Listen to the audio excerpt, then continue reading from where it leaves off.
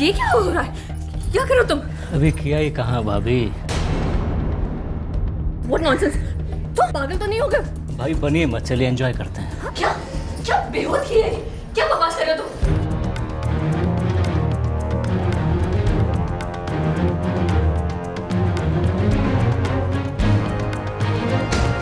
नहीं पता।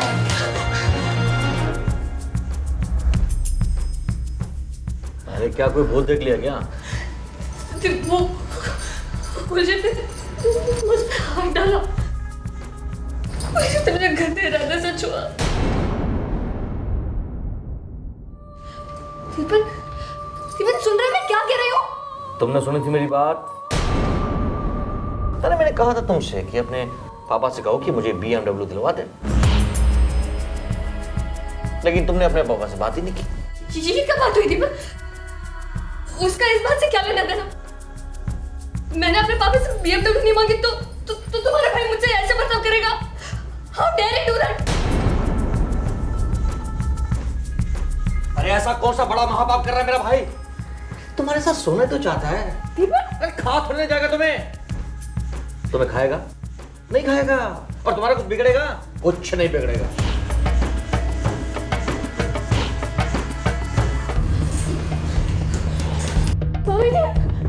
मामा जी, देखिए ना क्या हो रहा है यहाँ पर। वो कुलजीत मुझसे जबरदस्ती करने की कोशिश कर रहा है और दीपन उन्हें रोकने के बजाय उनके साथ दे रहे। एक भाई दूसरे भाई की कमीज पहने, ये पागलपन नहीं है। जी, ये आप क्या कह रहे हैं? ये गलत है पापा जी। ओए तू चुप कर। बड़ी आई सही गलत की बात करने वाली। मम्मी जी, अरे गलत तो तू है जो अपने बाप से पैसा नहीं लेकर के आ सकी।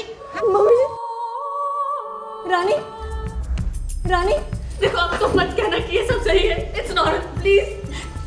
तुम सोचो तुम्हारा पति मेरे साथ ये कर रहा है। मैं सिर्फ इतना कहूंगी कि हर चीज की कीमत होती है और हर घर के अपने कायदे।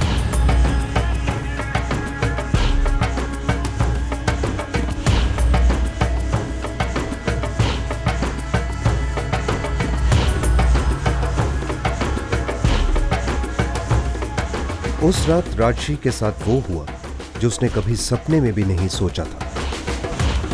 वो अपने आप से ये कह रही थी कि ये एक डरावना सपना है, पर हकीकत ये थी कि ये हकीकत थी, एक भयंकर हकीकत।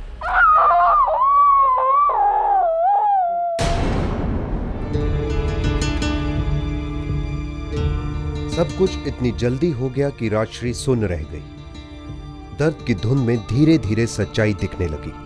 उसकी शादी एक पवित्र बंधन नहीं बल्कि एक विकृति का दलदल था। एक ही पल में उसका आत्मविश्वास चूर चूर हो गया।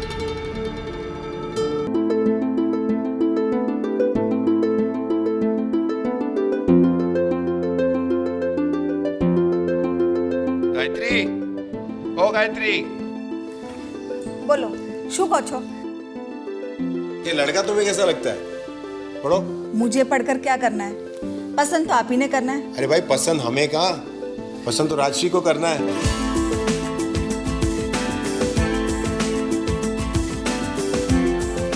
अरे राजश्री बेटा। जी पापा।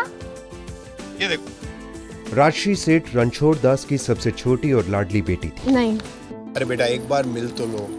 एक बार नहीं, कम से कम 6-8 बार मिलूंगी, उसके बाद ही कोई डिसीजन होगी। पापा, लड़की का बैकग्राउंड जाना भी तो जरूरी है ना? अरे बेटा क्या बात कर रही हो? उसे हीरे जैसे तराशूंगा। और अगर मुझे लगा कि वो बिल्कुल फिट है तुम्हारे लिए, फिर मिलेंगे हम। मेरी जान हो तुम।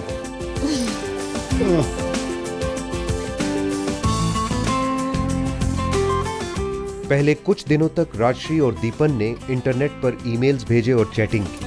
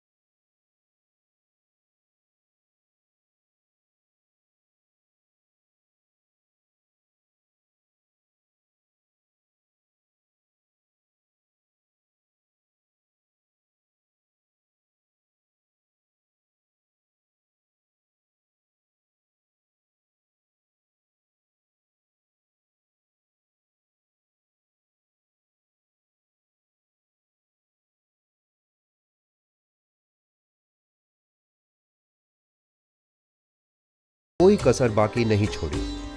ये उनके परिवार की आखिरी शादी थी, उनकी लाडली बेटी की शादी थी। रणछोड़ दास ने अपनी बेटी को जेवर और पैसों के अलावा ऐशो आराम की हर सुविधा के साथ विदा किया। ये दहेज नहीं बल्कि राजश्री का स्त्री धन था, जो उसके परिवार के स्नेह की सौगात थी। शादी के कुछ दिनों बाद तक सब कुछ सपने से भी सुंदर था, मानो ये जोड़ी धरती पर नहीं आसमां में बनाई गई हो। लेकिन एक साल बाद दिपेन एक नया रूप दिखाने लगा, उसका असली रूप। डार्लिंग, मैं ये होंडा सिटी गाड़ी चला चला के ना बोर हो गया हूँ। मैं सोचता हूँ हमारे पास ना एक BMW गाड़ी होनी चाहिए, एकदम बढ़िया। BMW? वहाँ गाड़ी बुक कर दी क्या? मैं क्यों बुक करूँगा? गाड़ी बुक करेंगे सेठ जी। कौन से सेठ जी? मेरी प्यारी सी पत्नी के प्यारे से पापा, सेठ रणछोड़ दास जी। दीपन, मजाक मत करो। अरे मैंने शादी में दहेज भी नहीं लिया। दहेज मांगते ना तो ये शादी नहीं होती।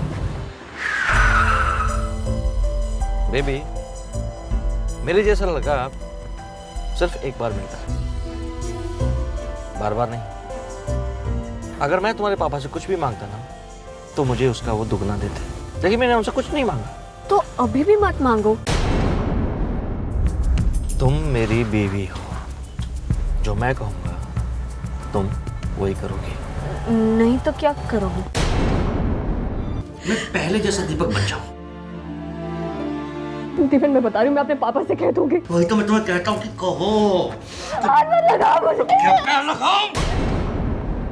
देखो, BMW कार दिलवा दो, वरना हर रात ऐसे ही सैर करवाऊंगा। राजश्री अपने पिता से बात नहीं करना चाहती थी और दिपेन अपनी जुबान का पक्का साबित हुआ।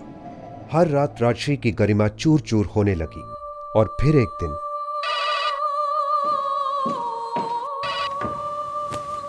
हेलो राजश्री। राजश्री, सूत आयो? दीपेन पूरी तरह से बदल चुके हैं दीदी। ना रे राजश्री, ऐसा होता है। तू देख, टेंशन मत ले, बिजनेस में कुछ टेंशन हो गया होगा इसलिए ऐसा हो गया, और सब कुछ ठीक हो जाएगा। तू इस तरह से अपने आप को टॉर्चर मत कर। दीदी टॉर्चर वो मुझे कर रहे हैं, मुझे कर रहे हैं। राजश्री, हर कपल के बीच में ऐसा होता है, ऊपर नीचे हो जाती है। राजश्री को ऐसा लग रहा था कि उसकी दीदी उस पर विश्वास नहीं करेगी, ना दहेज वाली बात का और ना ही दास्तां का। राजश्री की दीदी उसे बार बार एडजस्ट करने और समझौता करने की सलाह देती रही। राजश्री समझ ही नहीं पा रही थी कि समझौते की क्या हदें होती हैं। ऊपर से उसकी बहन ने जोर देकर कहा कि माँ बाप को बेडरूम के झगड़ों में मत घसीटो। इससे राजश्री और बौखला गई। अब वो मदद मांगती भी तो किससे? अंदर ही अंदर राजश्री जानती थी कि उसके साथ बहुत बड़ा विश्वासघात हुआ था।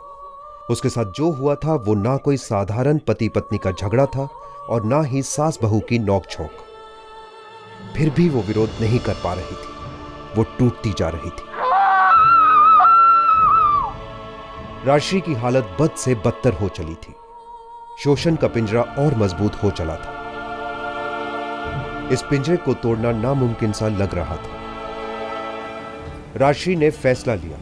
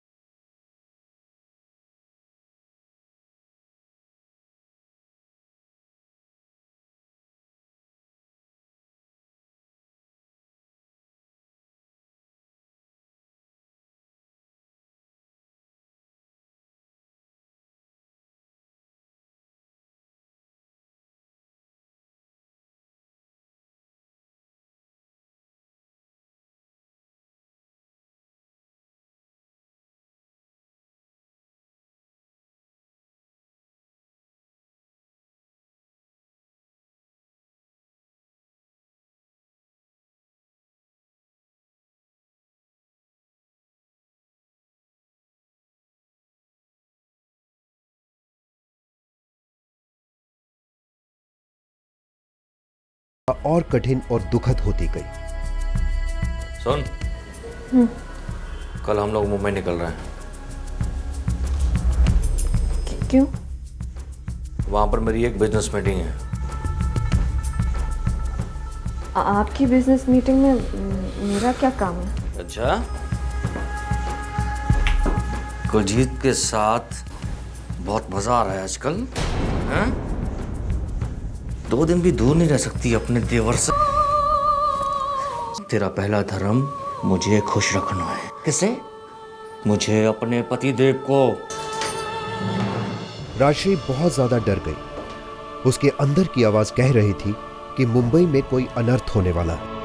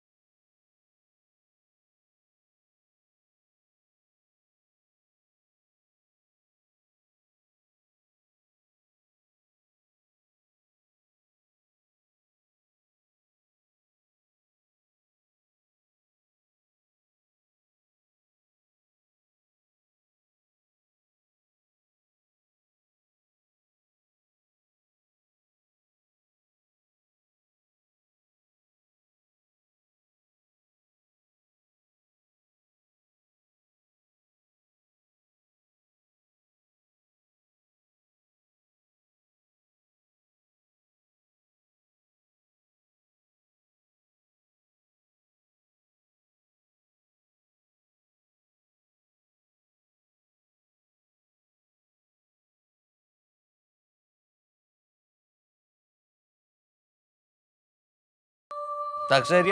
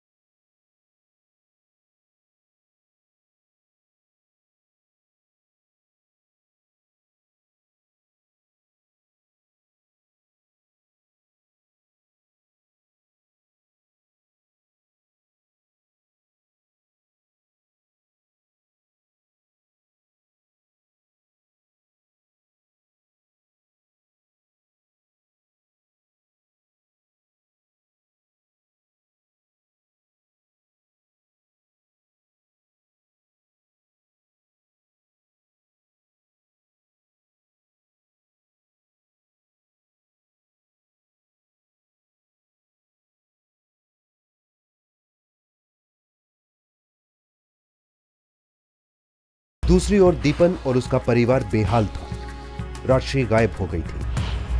परकटा पंछी अब पिंजरा तोड़कर उड़ गया था। दिमाग घूम गया इसका, पागल हो गई है। डैड मैं तो कहता हूँ कि ये पुलिस स्टेशन जा सकती है। डैड एक काम करते हैं, एंटीसिपेटरी बेल ले लेते हैं। नहीं मिलेगी। सबसे अच्छा ये होगा पुलिस यहाँ आए और तुम लोग ना मिलो। डैड बिल्कुल ठीक कर रहे हैं, हम सबको जल्द से जल्द अंडरग्राउंड हो जाना चाहिए बस। सबको नहीं, तुम तीनों को। अगर सब अंडरग्राउंड हो गए तो उनका केस और भी तगड़ा होगा। चलो चलो तुम तीनों बैग्स पैक करो। और सुनो, अपने दोस्त सक्सेरिया से कहो कि कुछ दिनों के लिए बाहर चला जाए। Abroad is best.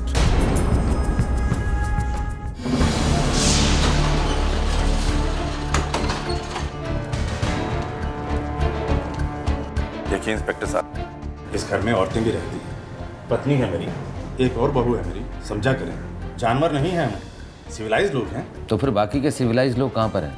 दीपन, Kuljeet, Rajendra business trip पर हैं, गए हैं कहीं बाहर। BMW। जिस मैं समझा नहीं। आप नहीं गए उनके साथ? इंस्पेक्टर मैं रिटायर हो चुका हूँ। पूरा बिजनेस मेरे तीनों बेटे चलाते हैं। छोटा सा बिजनेस है हमारा, दुनिया भर में घूमना शूमना रहता है। दीपन को बोलिए 2 दिन के अंदर अपना वर्ल्ड टूर खत्म करें और पुलिस स्टेशन का टूर करें।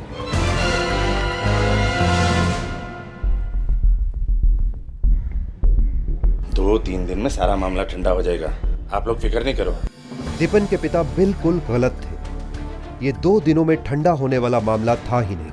दीपन को धर दबोचने के लिए पुलिस ने 24 घंटे निगरानी रखी, लेकिन उनके हाथ लगी सिर्फ दीपन की कुछ काली करतूतें। सर। हाँ पटेल। सर हमने बहुत ढूंढा पर अभी तक तो नहीं मिले सर। मिलेंगे, जरूर मिलेंगे पटेल। वैसे उस दीपन के बारे में और एक खबर मिल चुकी है। क्या? 1997 में हुई थी दीपन की पहली शादी। डिवोर्स का केस चल रहा है, उससे उसका एक बच्चा भी है। आपकी FIR और उसकी डिवोर्स की पिटीशन में ज्यादा फर्क नहीं है।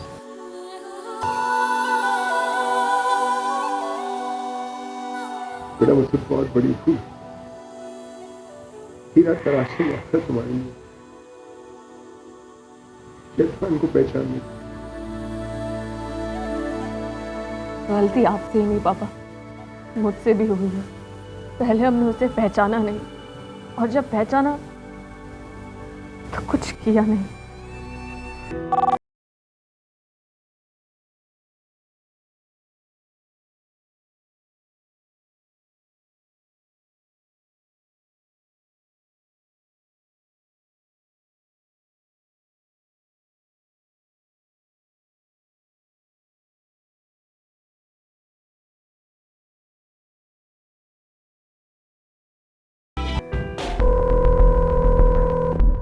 सर दीपन के दफ्तर से और एक बात पता चली है कि कंपनी के अब्रॉड में भी बहुत सारी ऑफिसेस है, जैसे कि लंदन में है, दुबई में है और सिंगापुर में भी है सर। पटेल ये चिड़िया उड़ने की जरूर कोशिश करेगी। जितने भी एयरपोर्ट्स हैं उनमें रेड अलर्ट इशू कर दो। ये दीपन, कुलजीत, राजेंद्र और वो बिजनेस पार्टनर सक्सेरिया कोई भी देश छोड़ के भागने ना पाए। All the passengers are welcome to Indira Gandhi International Airport, Delhi.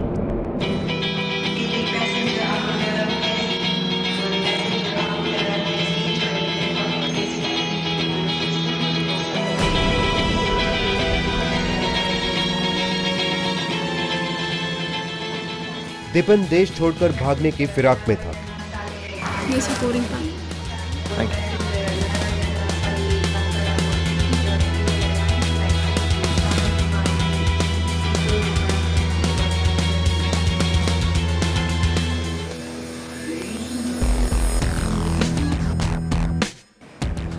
Good afternoon mister Deepan ji.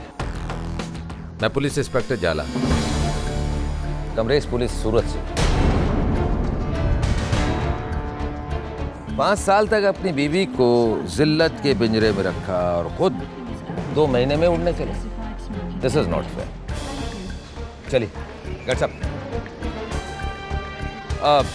Sorry दीपन जी, भाई मेरे पास आप जैसे सोफिस्टिकेटेड और पढ़े लिखे बिजनेसमैन के लिए कोई BMW तो है नहीं, सरकारी जिप्सी है, वो भी नॉन AC। चलेगी ना? दीपन को मानो सांप सूख गया था। उसे यकीन ही नहीं हो रहा था कि पुलिस को उसके बारे में कैसे पता चला। अरेस्ट होने के बावजूद दीपिन को यकीन था कि वो आसानी से जमानत पर छूट जाएगा। दीपिन के वकील ने दीपिन की सफाई में ये कहा कि दीपिन और राजश्री की शादी कभी हुई ही नहीं थी, वो महज एक साथ रहते थे। पर पब्लिक प्रोसिक्यूटर ने राजश्री और दीपिन की शादी की तस्वीरें, वीडियो और तमाम सबूत पेश किए। कोर्ट में वो एफआईआर भी